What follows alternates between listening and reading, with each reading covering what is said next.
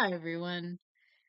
It's been a while. You know, I've been going through some shit and this week started off pretty tragic, but in a bid to cheer myself up, I did get to see Tim Dillon on Thursday this week, and I just came back from James Donald Forbes McCann at the Hollywood Improv. I got a shirt on. I don't know if you can see it.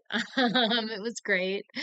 And I just figured, you know what? Like, why not? I deserve a little bit of fun after everything, and yeah, it really did a lot. Really went pretty far in cheering me up. I got to see my two faves this week. So, yeah, I thought I'd record this video since I'm in such a good mood currently.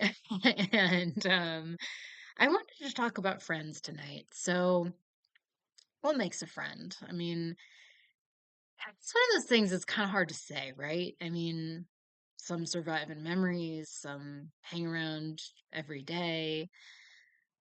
But I don't think it matters how long or how eventful the relationship. A friend is a friend, right? See, I have this friend that, he lives an ocean away, and we met actually spending like a couple of weeks together 7 years ago. And he doesn't come into town often, and sometimes, honestly, we go years without talking. But when he does come around, I mean, we get to spend one, maybe 2 nights together if we're lucky. And it just always feels like no time has passed at all. It just feels so inexplicably natural, you know? And and every time we always have so much fun. Like that kind of fun that you think you left behind in adolescence. And as much as the temporary nature can always be tragic, it also makes the time together mean that much more. And all friends are temporary when you think about it. I mean, even if they last a lifetime, that's got to eventually end too. But what about the relationship with yourself? What does it mean to find yourself? Do you ever, or is it a journey without end? Why do you exist, and what's keeping you from that? Is it ever really a solitary endeavor, or do our relationships hold the key to our self discovery? So let's find our purpose with Lost in Translation that came out in 2003, with The Great Beauty that came out in 2013. So Lost in Translation is one of my all-time favorite movies.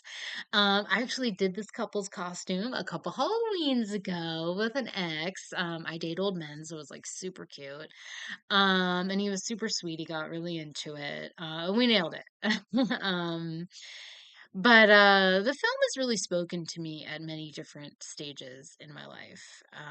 When I saw it at 13, I had a huge crush on Bill Murray. I've always had a thing for old men.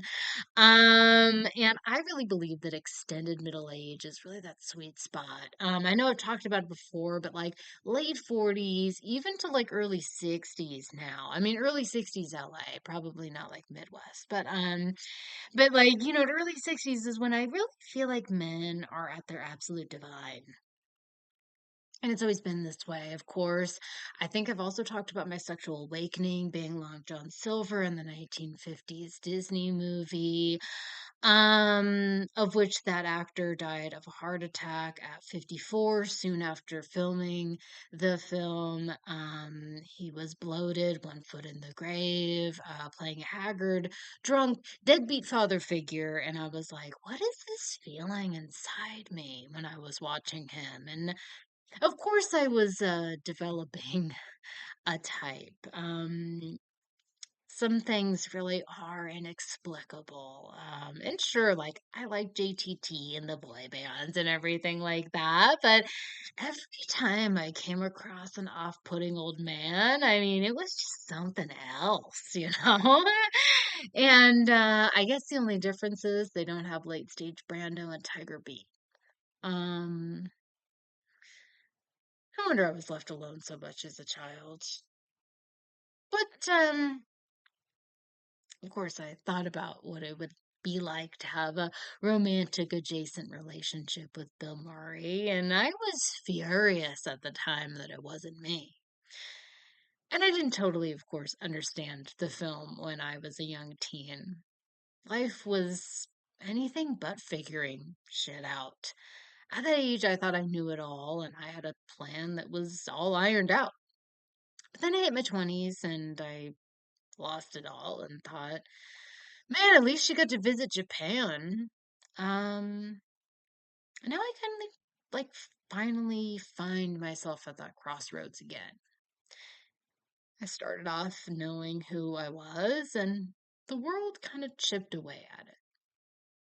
Each relationship morphed and altered the paths of my life, and in between long periods of voluntary solitude and celibacy, like one that I find myself in now, I've been trying to find my way back to the person I was when I first watched this and thought, yeah, you know what? Life's still ahead of me, and you know what? I'm gonna be okay. The movie is isolating, even though there is so much opportunity surrounding them. But it ultimately means nothing if you're not at a place to take it all in. Free falling isn't the same as flying. In a directionless journey, rock bottom would at least become a solid foundation. Being in tandem, it does slow it down a bit. Charlotte's a person I don't really need to explain that to. I had an ex during my most adrift, and we'd sit out on his back porch listening to movie scores and taking hits of his bong. He wrote a song for me, it's terrible. But we put a blanket in the dryer, we'd wrap it around ourselves, and we'd just sit there. And he would stare ahead, and I'd stare up at the night sky, and I'd always see a plane, and I'd always wonder, is it taking off or is it landing? There's a whole bustling interior up there. People at work, people going on vacation, or maybe it was a funeral, or maybe they were coming back home. Where were they going? I imagine myself on that plane going somewhere international. Airports, I especially loved them during this time in my life. I mean, at my lowest point, I was just kind of filling my existence with things to do. And I was ashamed. I had nowhere to go, nothing to do. I would wake up terrified to return to the grinding existence that burned me down into the person I was, but aching to find some purpose in it. The airport, of course, was a nebulous area where life ceases to have much meaning outside of waiting. And this relationship really worked because of its like transient nature. He was a man without shame while I was crushed under the weight of it. And it challenged me. Like, there must be a functional marriage between chaos and comfortability. And my life during my 30s, I gotta be honest, has always felt like a Sunday, especially that anxious 8 p.m. transition right before wrapping up the weekend and getting finally ready to give into the week ahead. And I found myself confronted with the catastrophic idea at each failed relationship, with each friend that moved away, started a family, moved to the next career milestone. Would I be left alone? How often existential pain can be mistaken for the flu. But unlike a physical poisoning, there's no such seamless way to purge emotional agony. During this, time becomes our enemy. Things only heal and grow with time, and that time is indeterminable. Throughout your life, you're going to meet many people. That doesn't mean you'll continue together. sometimes were just a stop, and that used to be really tragic to me. But I realized it didn't have to be. Sometimes we're not meant to be forever. And the end doesn't mean finality, it just means the start of something new. What did he whisper to her in the end? I think it was something along the lines of loneliness is staying in a place someone else already left behind. The last time I saw my friend from Germany, we laughed all night. We talked the next morning over coffee, and honestly, it didn't hurt when we said goodbye.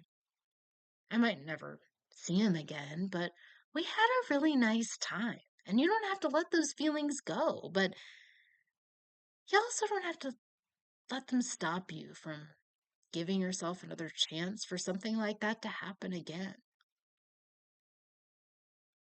Now, the great beauty is from Paolo Sorrentino, the great creator, of course, behind The Young Pope. Cannot shut up about The Young Pope. Love The Young Pope. He's a real vibes man. So you know you're in for a real striking vibe with this one. Oh, God, this one is a real good one. I recommend it. If you love The Young Pope, you're going to really like this one. So it's similar to Lost in Translation in that it degrades the glamour of its city into an alienating affair. In this case, we walk the ruinous Rome. The landscapes seem empty, each scene lifeless. Even the people that we meet that proclaim to create from the heart are just making it up as they go. And who is our main character, Jeb? The only romance in his life is the one that's been long lost. Is the impossibility doing the majority of the heavy lifting? Thrill in what could have been? What was would have never persisted, but he's built his entire life on the false premise that it might have given him meaning. He's only written one book because, as a testament to the landmarks in the city, art requires commitment. Brick by brick, day by day, eventually the dedication becomes a monument to the life of its creator. Writing is not exciting. It's not romantic. It's faith and focus.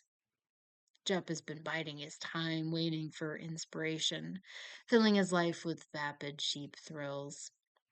At this point, it's no longer something he's doing, but something he's become. When he meets a woman who is nominated for sainthood, it's impossible to put into words the meaning of her life, and she doesn't care to, because that's meaningless.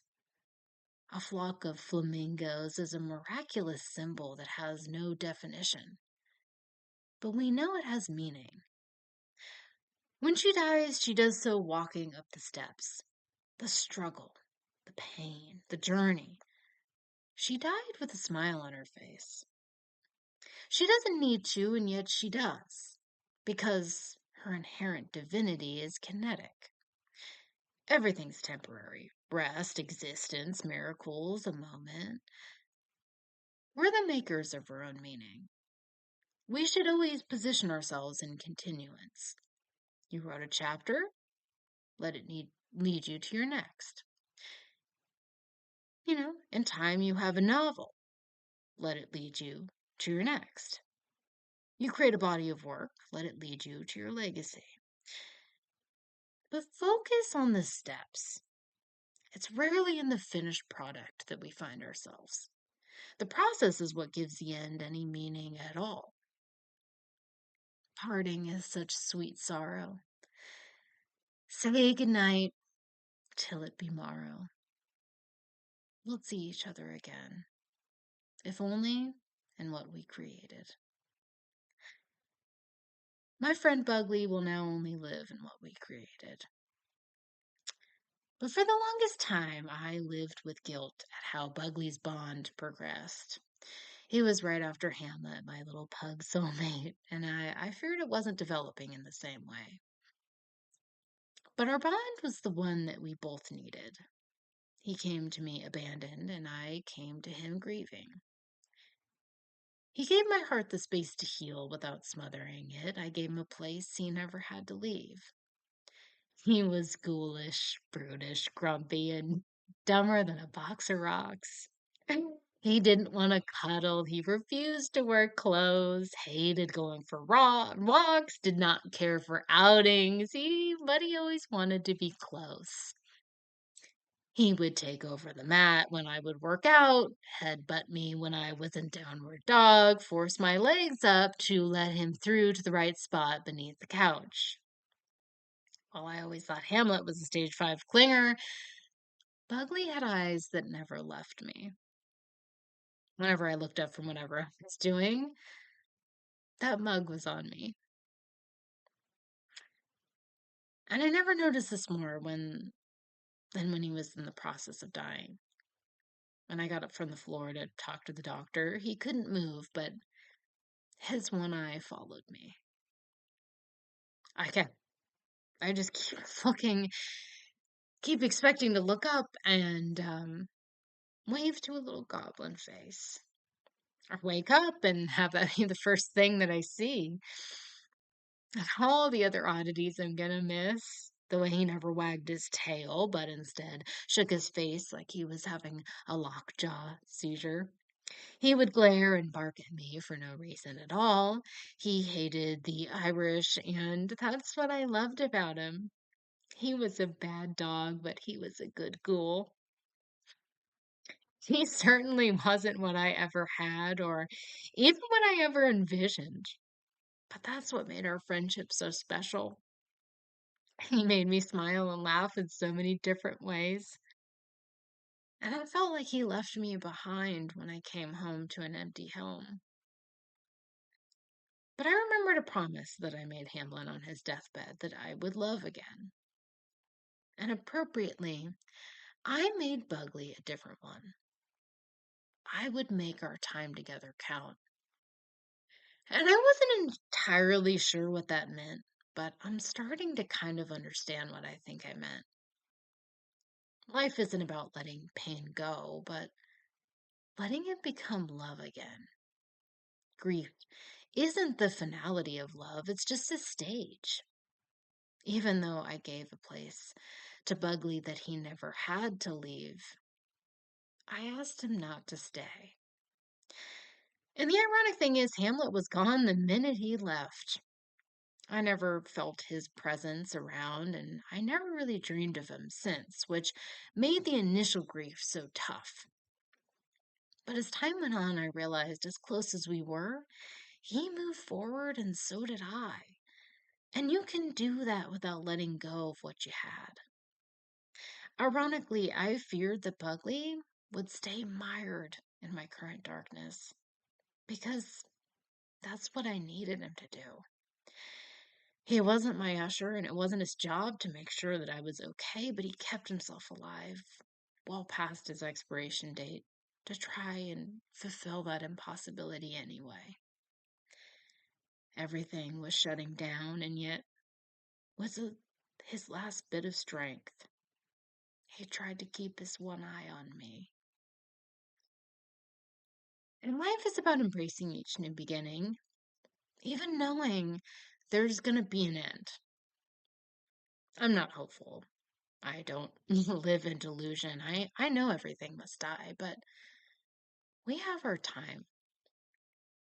And that's what I think my promise to him meant. For a long time, I was living in the dread of what was over instead of simply enjoying what was in front of me. Let the past shape you, but there's no virtue in letting it destroy you. Having a heart that's been broken, even shattered, and mended, it doesn't make it stronger, but rather put to good use. To everyone I've ever loved and lost, I am so eternally lucky that I found you and you found me. After Sofia Coppola and Paolo Sorrentino, life is a vibe. The only thing you can do wrong is not feel it.